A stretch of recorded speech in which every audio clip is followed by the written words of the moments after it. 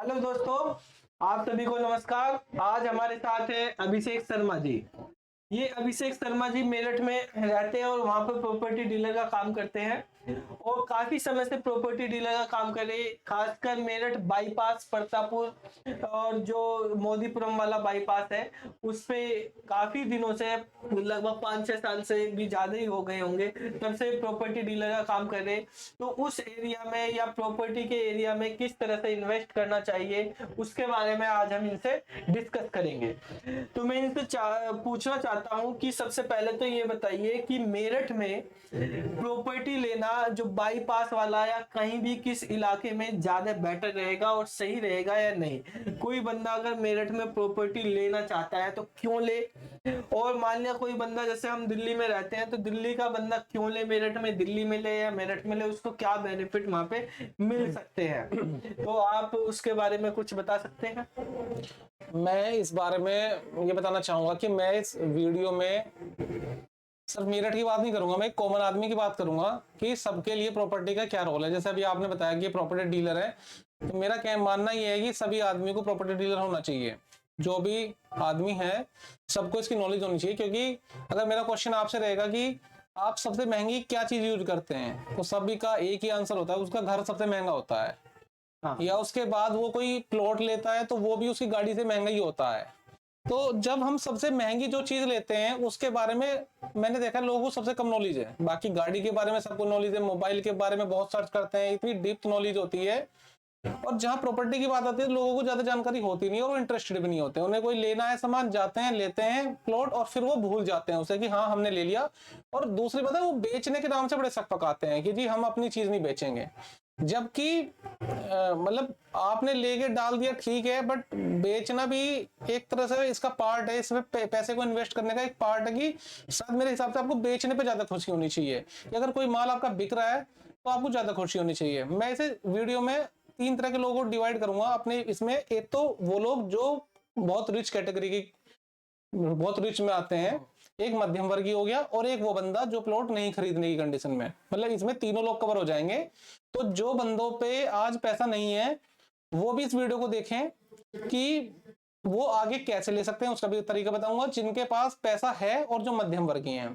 तो अब बात आती है मेरठ की, तो मैं मेरठ की बात नहीं करता यहाँ पे, मैं एक कॉमन बात कर लेता हूँ कि कोई भी बंदा कहीं भी रहता है सभी के लिए कॉमन बातें रह जाएंगी जो सबके लिए ठीक रहेंगी। तो सबसे पहली बात तो जो बढ़िया बंदा है जिसके पास अच्छा खासा पैसा है वो बंदा किसी भी अपने नियरेस्ट सिटी में सबसे पहले पहला प्लॉट ले ले। कहां से शुरुआत करें, मैं यहां से बात करता हूं। अगर कोई भी बंदा है उसके नजदीक, जैसे कानपुर का देहात होगी तो कानपुर में ले ले, इलाहाबाद के पास इलाहाबाद में ले ले, मतलब जो भी उसके पास का सबसे पहला महानगर है वो वहां से शुरुआत कर ले सबसे पहले। और फिर उसके बाद भारत के जो 5 सबसे बड़े शहर हैं एक प्रॉपर्टी फिर वहां कर ले अपनी। जैसे नॉर्थ इंडिया में नोएडा हो गया, दिल्ली हो गया, गुड़गांव हो गया।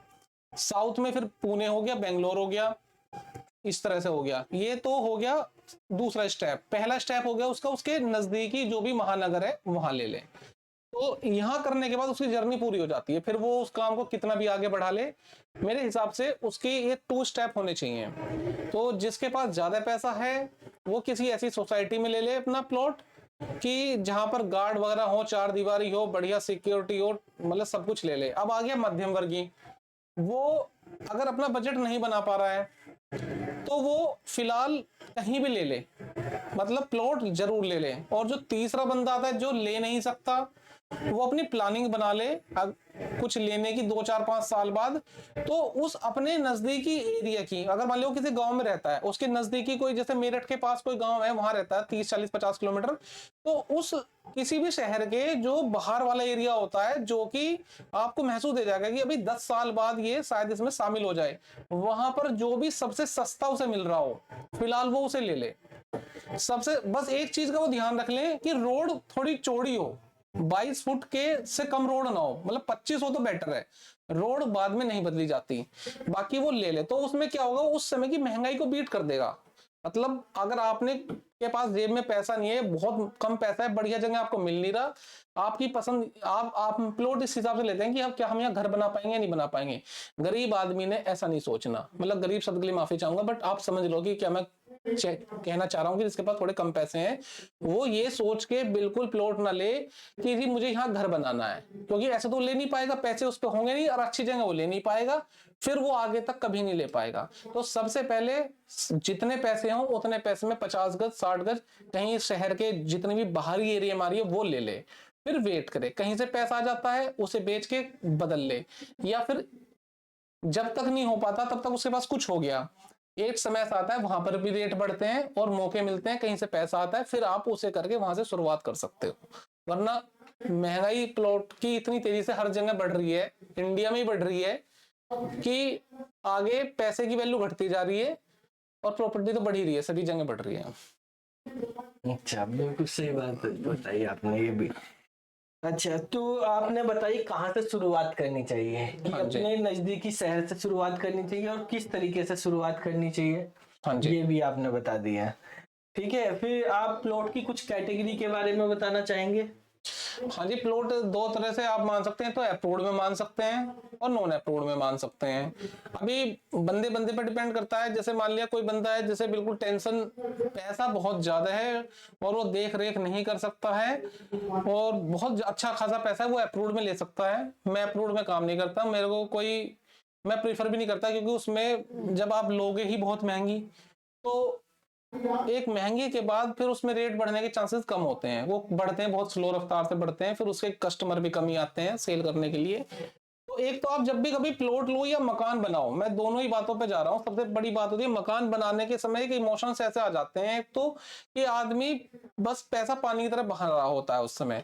आप जब भी मकान बनाओ, मकान को भी अपना सबसे बड़ा इन्वेस्टमेंट मानो, क्योंकि आप कोई भी जॉब करते हो 10-20 लाख रुपए कमाना, मतलब आप कमाना और बचाने में बहुत अंतर होता है। अगर आप 20 लाख रुपए कमा रहे हो तो भी शायद आप 10 लाख रुपए बचा नहीं पाओगे, 50% भी नहीं बचा पाते। बट जब आप मकान में अपनी 50-60 लाख रुपए लगा रहे होते हैं तो कोई ध्यान नहीं होता, आपका ज्यादा पैसा लगाना भी आपकी सक्सेस के लिए घातक हो सकता है, आप उसी जगह फंसे रह सकते हो। आपको कल को अच्छी अपॉर्चुनिटी मिल रही है, आप उस घर को छोड़ के नहीं जाओगे, और जॉब्स भी हो सकती है अपॉर्चुनिटी और लोकेशन भी हो सकता है उसी के आसपास कोई और ऐसी लोकेशन आपको नजर आ जाए बाद में जो आपके जॉब के लिए बिल्कुल बस स्टैंड के पास हो या उससे बेटर आ जाए, तब वो सेल नहीं होगा। आपने कोई भी मकान बनाना है उसे मजबूत तो जरूर बनाना है, लेकिन इस हिसाब से बनाना है कि उसके बिकने के पूरे पूरे चांस हों। उसके लिए कुछ कैटेगरी होती है, जैसे कि आपने बहुत बड़ा मकान नहीं बनाना है, अगर आपने पैसा ही ज्यादा लगाना है तो स्पेस, मतलब मकान का जो जमीन है वो ज्यादा कर लेनी है, ऊपर ना बना के जमीन ज्यादा लेनी है। अगर जमीन ज्यादा है तो उसमें 2 रास्ते हो जाएं या उसमें से 2 बन जाएं, इस हिसाब से लेना है। जैसे मान लिया आपने 180 गज का प्लॉट लिया है, तो फिर अब उसमें से 90-90 गज के कल को 2 टुकड़ों में आप बेच दो, क्योंकि 180 गज को अकेला खरीदने वाला बंदा आपको नहीं मिलेगा। और फिर जब आप उसे बेच रहे हो तो इट मीन्स कि हो सकता है वो कॉलोनी ठीक ना हो सकता है उसमें बंदा ना आए। तो ये कुछ चीजें आपने ध्यान रखनी है। और प्लॉट का जो मैं एक अच्छा साइज मानता हूँ 90 गज से 110 या 120 गज का करीब मानता हूँ, 120 गज से ऊपर का भी प्लॉट आपने नहीं लेना चाहिए मकान बनाने के लिए। और अगर फिर आपने 150 गज का लेना तो उससे बेटर है कि आप फिर 200 ही गज लो, फिर आप उसे 2 हिस्सों में बना लो, कि एक में मकान बना लो, एक को खाली छोड़ दो। आपने हमेशा ये बात सोचनी है खरीदने से पहले, बनाने से पहले, कि मुझे कब वहां से निकलना पड़ जाए। आपने, मैं तो ये कहूंगा ऐसा कुछ हिसाब बना के चलें कि रात को बेचो तो सुबह को बिक जाए और पैसा अपनी जेब में आए और फिर आप फ्री हैंड हो जाओ। रात को खरीदना सुबह को बिक जाए, रात को खरीदना चाहो तो हाँ। हाँ, बेचना चाहो तो सुबह को बिक जाए आपका, मतलब कुछ इस तरह से आपने मकान अपना बनाना चाहिए। और प्लॉट भी आपका यही साइज का होना चाहिए कि 120 तक का कस्टमर आराम से मिल जाएगा, ज्यादा छोटा नहीं ना, 80 से लेके 110 120 मैक्सिमम, बस इससे बड़ा नहीं। अच्छा, ये साइज होना चाहिए आपके प्लॉट का। प्लॉट और फ्लैट में आप क्या प्रीफर करेंगे अगर इन्वेस्टमेंट के पर्पज से रहने के? वो भी मेरे हिसाब से लोकेशन पे डिपेंड करता है, कहाँ रहते हैं, किस सिटी में रहते हैं, कहाँ, बिल्कुल उस पर डिपेंड करता है। देखिए फ्लैट के ऊपर आप अभी बहुत सारी यूट्यूब पे वीडियो देखोगे तो आपको वो ये प्रूफ कर देंगे कि फ्लैट में आपको कोई फायदा नहीं है। और मेरी भी अभी तक यही राय थी, लेकिन अभी मैंने जैसा और कुछ इस बारे में रिसर्च की है, काम किया है, तो मेरा थोड़ी इस बारे में राय बदली है। डिपेंड करता है, अब मेरी क्या राय है वो बता देता हूँ, हो सकता है आपको सही लगे, हो सकता है ना भी लगे। बट अभी तक जो मुझे लग रहा है कि वो ये लग रहा है, अगर आपने दिल्ली एनसीआर में रहना है और खुद से रहना है तो आप सिर्फ फ्लैट ही लो, अब वो रेंट पे लोगे या खरीदोगे उसके लिए एक अलग वीडियो बन जाएगी, वो बहुत लंबा हो जाएगा। तो मैं अभी फिलहाल बस ये डिस्कस करूंगा कि अगर आप अपने सिटी में रह रहे हैं, जैसे आप नॉर्थ इंडिया में कहीं भी रहते हैं, तो आप, जैसे मैंने भी कहा था कि आपने नजदीकी बड़े शहर में कुछ ले लें। जैसे कानपुर वाला कानपुर सिटी में ले ले, लखनऊ वाला लखनऊ में ले ले, मेरठ वाला मेरठ में ले ले, और लेके, क्योंकि ये मौके हैं जब अभी आप अगले 5 या 10 साल तक वहां मकान बना सकते हैं। बाद में तो वहां भी वही कल्चर आ जाना है, फ्लैट वाला। अब दिल्ली एनसीआर में मैंने खूब सर्च करा है, इवन नोएडा, गुड़गांव, दिल्ली में भी, फिर आपको वो एनवायरनमेंट नहीं मिलेगा जो जहां आपने रहना है। अगर आप जो ये वीडियो देख रहे हो, जो जो बंदा इस वीडियो को देख रहा है, जो हमारा जानना चाह रहा है, मोस्टली वो लोग हैं, फिर वो उस घर को के आसपास के एनवायरनमेंट को आप चेंज नहीं कर सकते। तो आपने फ्लैट में रहना चाहिए मेरे हिसाब से दिल्ली एनसीआर में। और अगर वहां आपका जो पैतृक क्षेत्र है उसके आसपास का जो बड़ा सिटी है, वहां प्लॉट लेके आप डाल दो। ये है कि वहां घर होना चाहिए, वहां फ्लैट लेने में कोई फायदा नहीं है, वो बिकेगा नहीं, यहाँ बिक भी जाएगा दिल्ली एनसीआर में। और कुछ बताना चाहेंगे आप? मैं बताना चाहूंगा कि आजकल लोग सोचते नहीं है इसके बारे में, मतलब प्लॉट वगैरह लेने के बारे में ज्यादा ध्यान नहीं है। देखो, अगर आप देखोगे तो गाड़ियां, बड़ी बड़ी गाड़ियां बिक रही हैं, मतलब इवन 6-6 महीने की वेटिंग है गाड़ियों पे।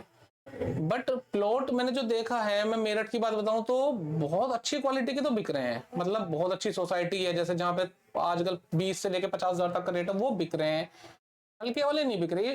इसका मतलब ये हो रहा है कि जो बंदा ले रहा है तो वो इस हिसाब से ले रहा है कि जी मुझे मकान बनाना है, और बहुत अच्छी चीजें देख के ले रहा है। बल्कि 6 लाख रुपए में वो गाड़ी ना लेके, 8 लाख में गाड़ी ना लेके, कहीं भी एक प्लॉट ले सकता है, थोड़ा सा लोकेशन देख के, ताकि उसे बाद में वो बेच के अगला स्टेप उठा सके। तो बहुत सारे ऐसे लोग हैं जो गाड़ी चला के रह जाएंगे, बट उन्हें प्लॉट नहीं मिलेगा बाद में।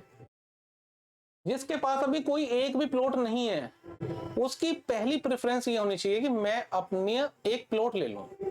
वो कैसे लेगा? फ्लैट वालों से बात नहीं कर रहा हूं, मतलब फ्लैट का एक अलग हिसाब हो गया। सबसे पहले अपनी लाइफ में एक प्लॉट ले लो, और वो अपने नजदीकी बड़े शहर में ले लो। और जिसने बड़े शहर में ले लिया, वो फिर उससे आगे, यानी दिल्ली एनसीआर में ले लो, नॉर्थ इंडियन, साउथ इंडियन अपना हैदराबाद में, वो हैदराबाद वाले हैदराबाद में, उधर कहीं बड़ी जगह ले लो, तो फिर आपका काम पूरा हो जाता है प्रॉपर्टी का। ठीक है, धन्यवाद जी हमारे दर्शकों के साथ अपने व्यू शेयर करने के लिए। फिर मिलते हैं अगली वीडियो में, तब तक के लिए बाय बाय। धन्यवाद।